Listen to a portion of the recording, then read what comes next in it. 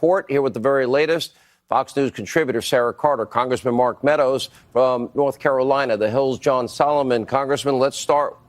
We expect the Horowitz report on FISA abuse. We already know from the Nunes-Grassley-Graham memos, the bulk of information was, in fact, the Hillary Clinton bought and paid for, unverified, phony Russian dossier, mostly debunked, and that everybody at the top level of the FBI and DOJ were warned in August of 2016, but they used it anyway. You expect criminal referrals with that report? Well, I think Michael Horowitz and his entire team, they're doing a great job independently looking into this, Sean.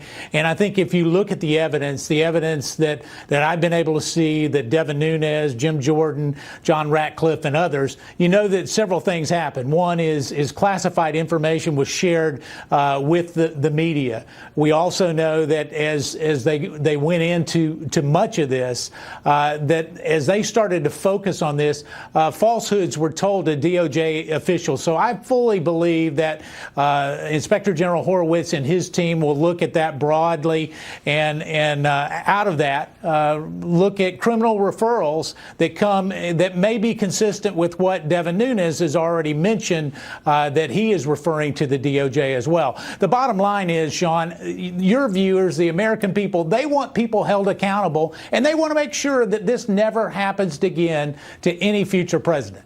You know, John Solomon, we know that Hillary's investigation was rigged. Even Strzok and Page. Interesting now as these closed-door hearing testimonies are coming out. We know that they were given orders from Attorney General, Ms. Tarmac, and it's a matter, not an investigation, Lynch. That raises questions. What did she know? When did she know? We need to get to the bottom of that. But we know she violated the Espionage Act. We know James Baker thought she should be indicted. And we have a crime, and we also have intent when she deleted the subpoenaed emails, cleaned her hard drive up, and busted up her devices. We also know that in the FISA case that dossier was bought and paid for by her.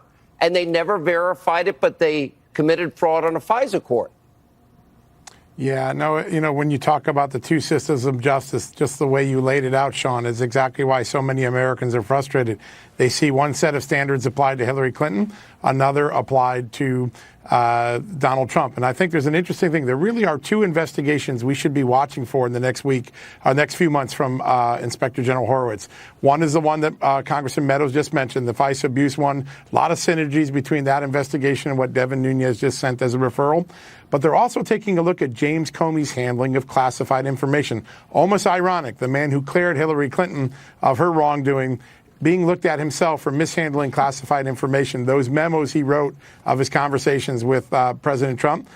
We know 4 of those were classified, so that means one of them or more may have been leaked based on the numbers we know that were shared.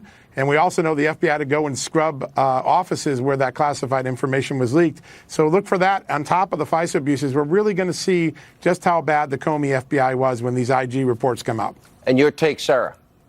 Well, absolutely. And I think a really important point here, Sean, is that it was a two-tier justice system, and that's what we've been reporting on for all these years. But the facts remain the facts. And one of the things that Michael Horowitz more than likely will be looking at is in 2016, the leaks to Michael Isikoff and Yahoo News about Carter Page. Remember, the FBI and the DOJ, those people that were principally involved in investigating this, were piggybacking off of the same information, spreading it around, the exact same information, and then utilizing that as separate evidence when they applied for the Foreign Intelligence Surveillance Act warrant. So that is something that I'm certain Michael Horowitz is going to be looking at. He's going to look at who did that, who spread the information, who was leaking to reporters like David Korn, like Michael Isikoff and others, and how that plays into his criminal referrals. So I think that's something that everybody should be looking at as well. Okay. And Congressman Meadows, the important part here is this can't happen again. So Thursday, there's nothing left.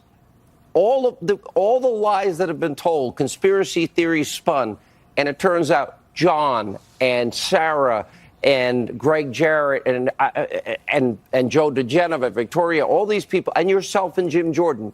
Your questions were remarkable in these closed-door interviews, you and Jim Jordan. So with all of that, what we now know is that we have FISA applications, 302s. We have Gang of Eight. We also have the Huber investigation, the Horowitz report, now the AG looking into spying and the entire investigation. And all of this we've only begun that process, but the conspiracy dies on Thursday. It's already dead. Well, it does die on Thursday, but the bigger part of this is all of that you just talked about went into the investigation. And with all of that, still no collusion, no conspiracy. And this president is innocent, as he's proclaimed for over 2 years now. Who gets indicted, Sarah? I'd say we have to take a good look at Comey, Peter Strzok, members of the DOJ that they're going to be looking into, possibly James Baker. Yeah, and what do you think, Mark. John? Yeah, listen, I think a lot of people are in jeopardy. Let's think of this. Almost 100 people have been interviewed by the IG investigation. That is an exhaustive investigation. We're going to see the FBI laid bare.